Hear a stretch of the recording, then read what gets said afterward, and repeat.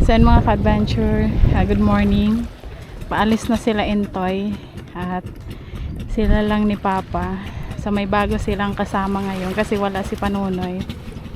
Si Panonoy kasi nagpa-inject. Nagpa-inject si Panunoy mga ka-adventure kasi ng anti-tetano kasi na ano siya dito ng pako sa bangka. So ngayon dahil wala si Panunoy mga ka-adventure, may bagong kasama sila Intoy. At ako sasama tayo ngayon mga ka-adventure. Gusto kong matry na sumama sa dati naman nakakasama na ako nung bata pa ako. Nakatry na ako sumama dati. Kaso nga sobrang tagal na nun. Sobrang tagal na. Hindi ko na maano, bata pa lang ako nung huling ha? Sige, daw natin itong sako ipabanig. Wala man si Panonoy, so okay lang, sumama tayo. Kasi pagkasama si Panonoy, ito sasama pa, hindi sobrang bigat na.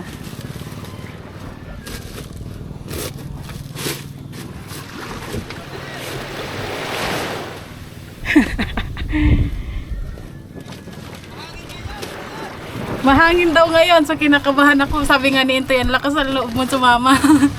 Malakas ang hangin. Aray ko. Tara na, flat.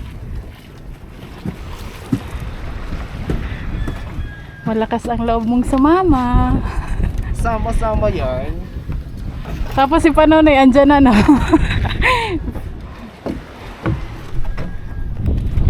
Ganyan pala, para makita din natin, ma-experience kung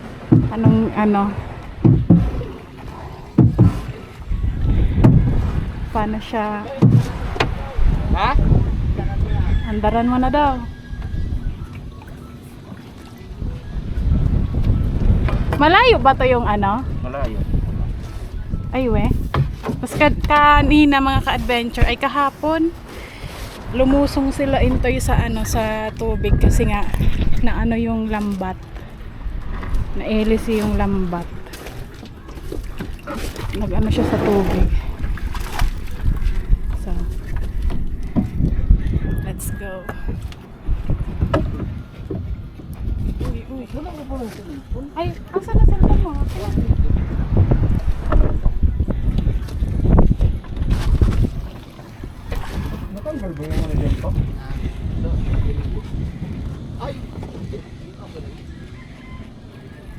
Kinakabahan ako mga ka-adventure pero marunong naman akong gumawa lang suot ko lang ito.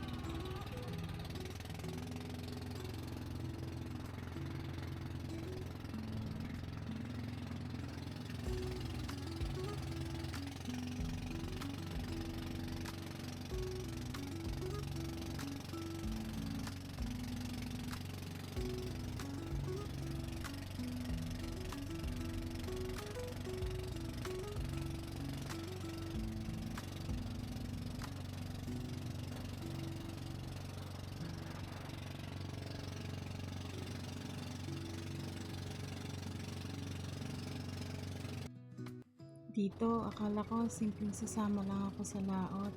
Pero ang hindi ko alam na ganito pala ang magiging experience ko. Na kanina lang akala ko madali. Yung mga ngiti na kanina ay nakikita nyo, mapapalitan pala ng takot at kaba. Sabi ko sa sarili ko, madali lang to dahil sa tabing dagat na talaga ako lumaki. Hindi ako nag-aalala kasi marunong naman ako lumangoy. Pero dito akala ko ay simpleng pagbablog lang ang gagawin ko. Pero hindi pala. Sobrang dami kong na-realize sa pagkakataong ito. Hindi pala ganun kadali ang buhay. Lalo na ang maghanap buhay. Kagaya namin na nag-uumpisa pa lang na magbuo at pa rin ang mga pangarap. Biglang pumasok sa isip ko na ganito pala kahirap ang ginagawa nila sa araw-araw para kumita ng pera. Grabe yung pagod, sakripisyo at hindi mo alam kung ligtas ka bang makakauwi sa pamilya mo. Kaya sa lahat ng tatay at nanay na naghahanap buhay para maitagawid ang pamilya, saludo po kami sa inyo.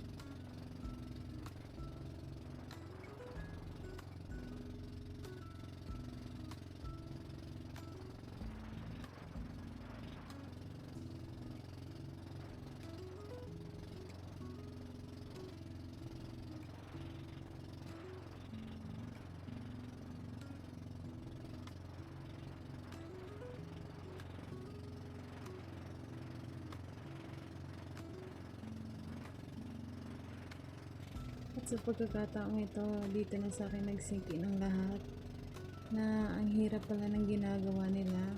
Akala ko ang dali kasi kapag nakikita ko sila, tawanan, biruan, parang hindi mahirap. Pero ngayon, na-experience ko na. Kaya dito mga ka-adventure, mas naging proud pa ako kay Intoy.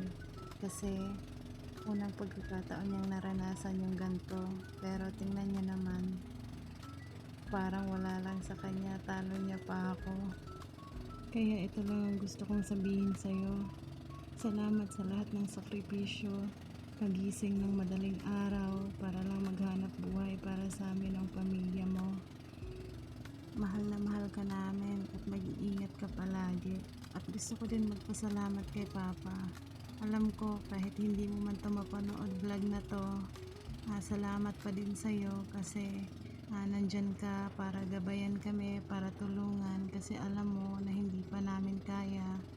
Alam mo na nag-uumpisa pa lang kami. Salamat kahit minsan nahihirapan ka, madami ng masakit sa'yo. Andyan ka pa din para tulungan kami ni Intoy. Kaya pa, salamat at mahal na mahal din kita.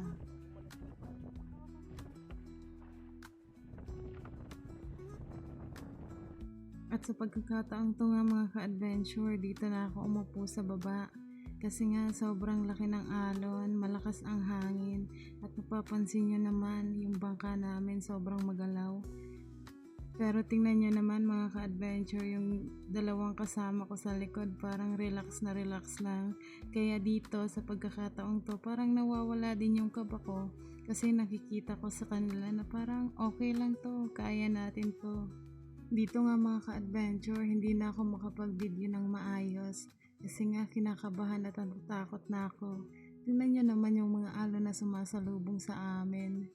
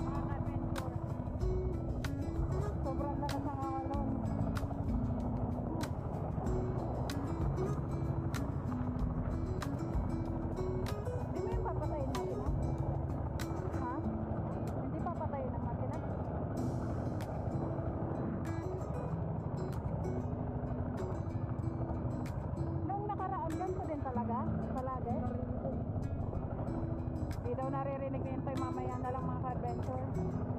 Grabe.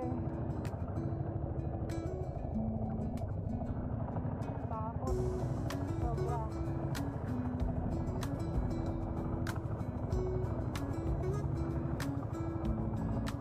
Ay, naano natin ni Papa.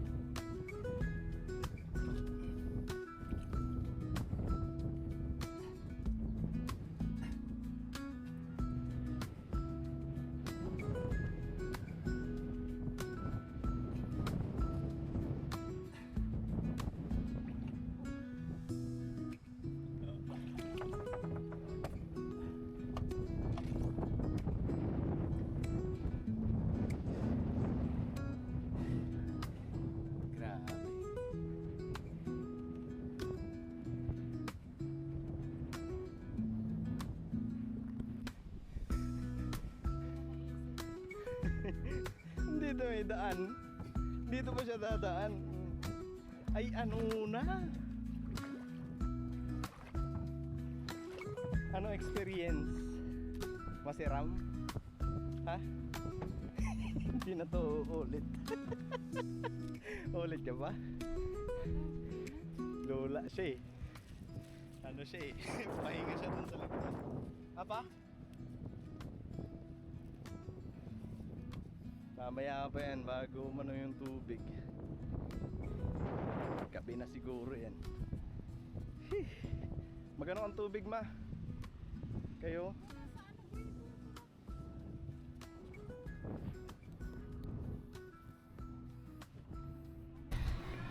So mga ka-adventure, dito na kami. At grabe, sakit sa ulo. Sobrang hilo. Si Intoy dyan, lakad pa lang.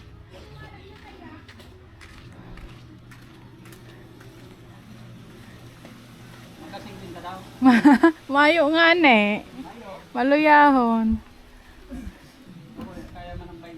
Ah. Sana all. Diyan ka maghugas sa ano, sa gripo. Wala, mahina yung ano ngayon, yung huli. Doon sa gripo, oh.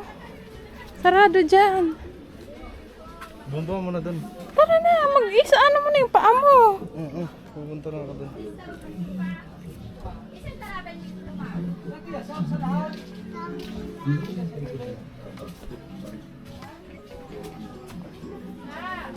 Na maghugas ng paa kasi nakalak sa bahay.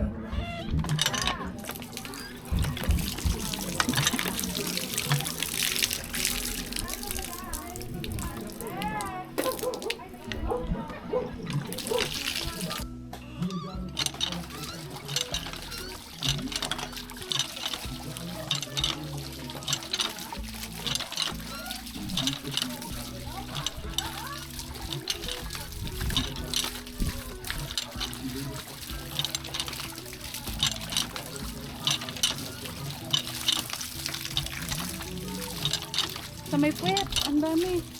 Putik. Oh.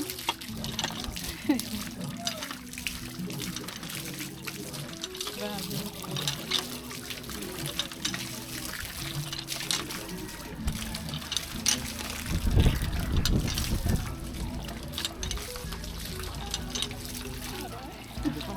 Ha?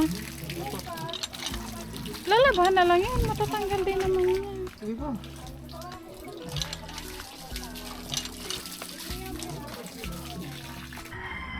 Saan mo dyan to ilaw, tay?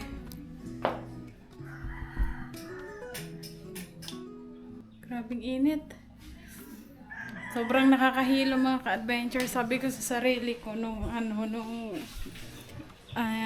kanina bago kami umalis. Sabi ko, kaya ko to kasi nung bata ako palagi naman ako sumasama eh. Kumbaga iniisip ko, sanay na ako na kaya ko. Pero nung nandun na kami, grabe, gusto ko nang bumalik. Wala pa kami sa kalahati. Kasi sobrang lalaki ng alon, sobrang nakakahilo na nasusuka ka na hindi maintindihan. Yung pakiramdam, parang gusto ko nang bumalik. Pero hindi makakahiya naman kila Papa. Nasabihin kasi naman ako na sumama. Yung lakas-lakas ng loob mo, sumama, tapos ngayon babalik ka. Iba pala talaga pag nakalimutan ko na kasi bata pa ako nung huli kong na-experience yung ganyan. Tapos yung maghahatak na nakapatay ang makina, doon sobrang nakakahilo. Yung ganong tapos ang tagal. Sobrang init, ganyan. Tapos ang lalaki ng alon. Gusto kong masok ko na hindi yung maintindihan. Yung experience na ganon. Kaya parang kumukuha ng mangga.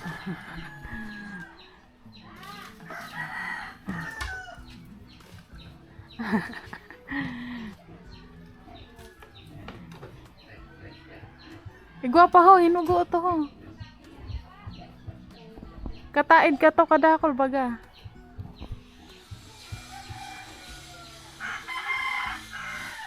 So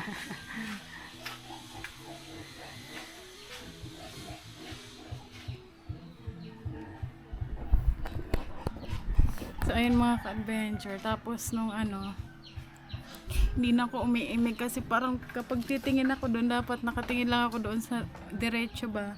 Kasi kapag lumilingon-lingon ako, grabe, halos masuka ako na ano, mas lalong umaano yung hilo.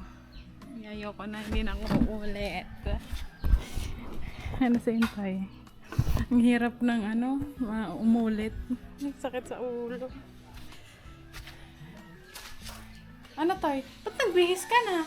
Maano na yun eh. Jersey niya kasi mga ka-adventure eh. Pang basketball. Punong-puno ng putik.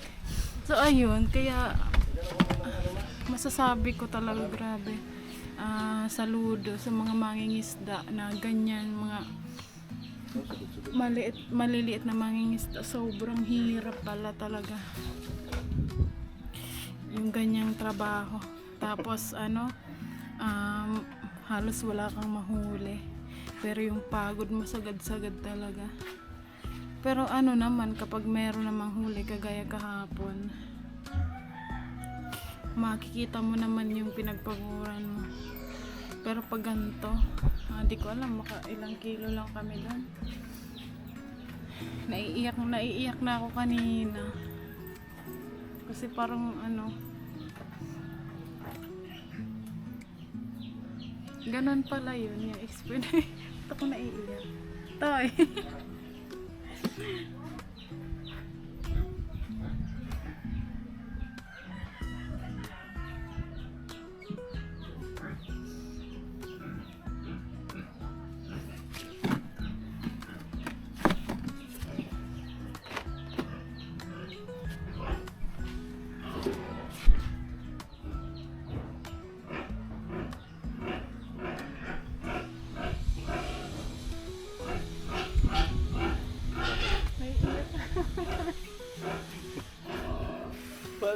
Bakit po?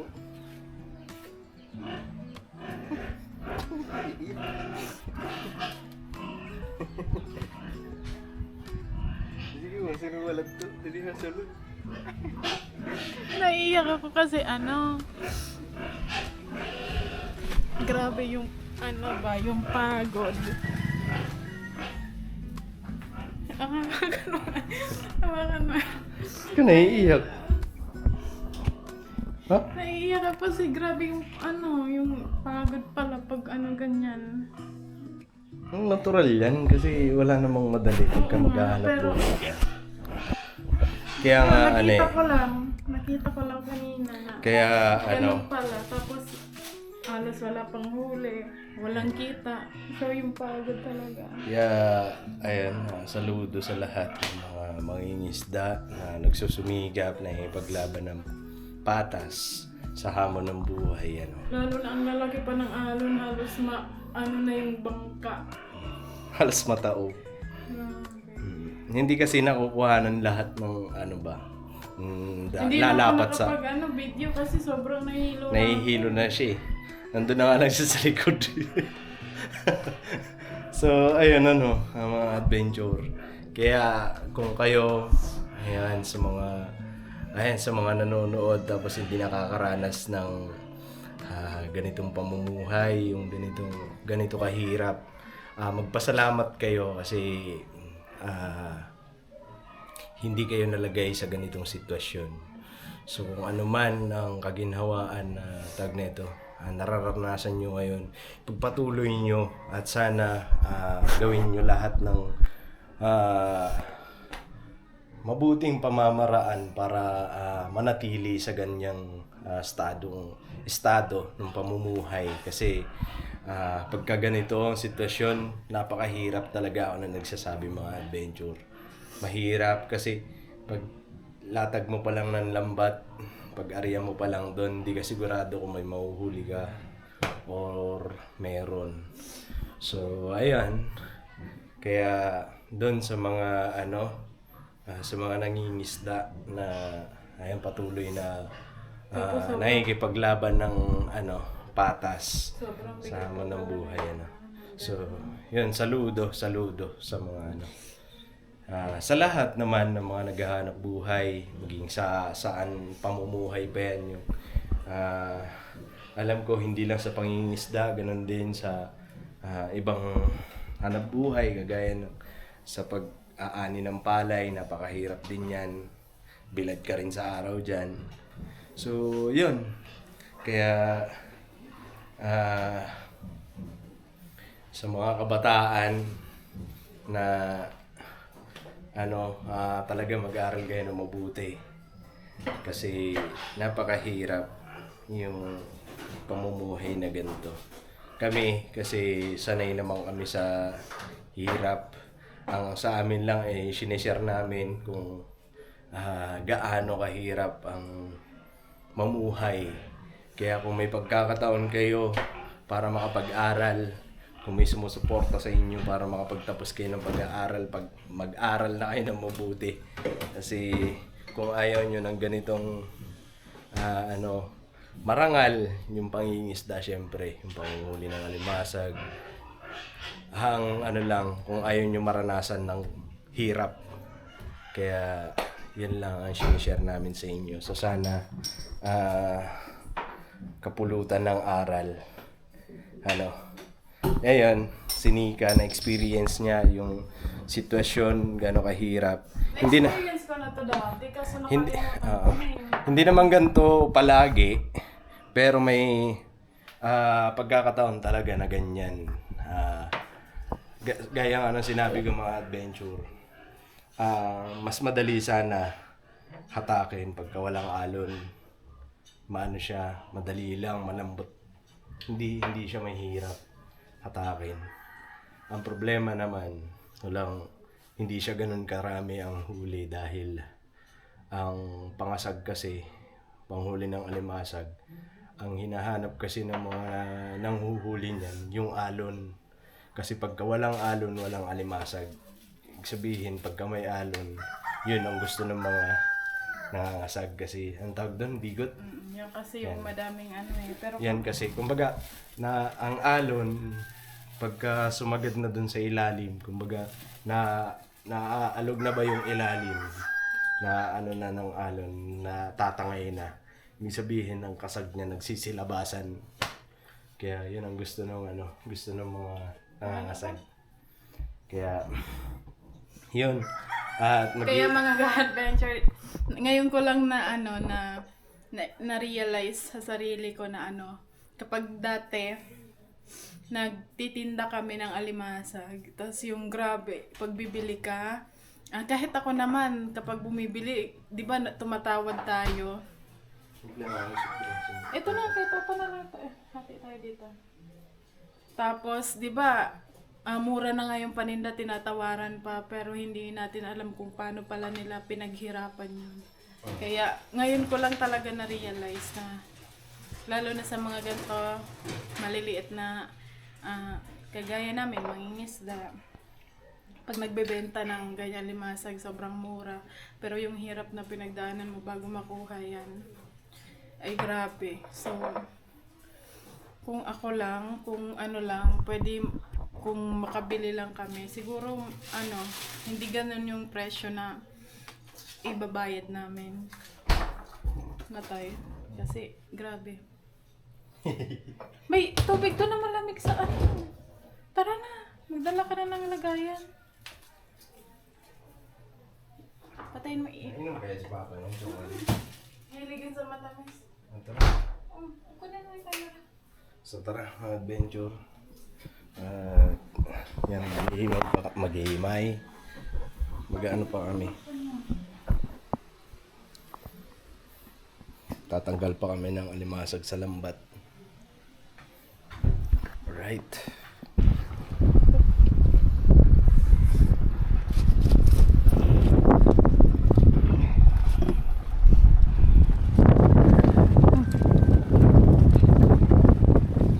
Malabo yan, lalo na tarap-tarap sa nakuha. Baliktad mo ba? Slide mo lang.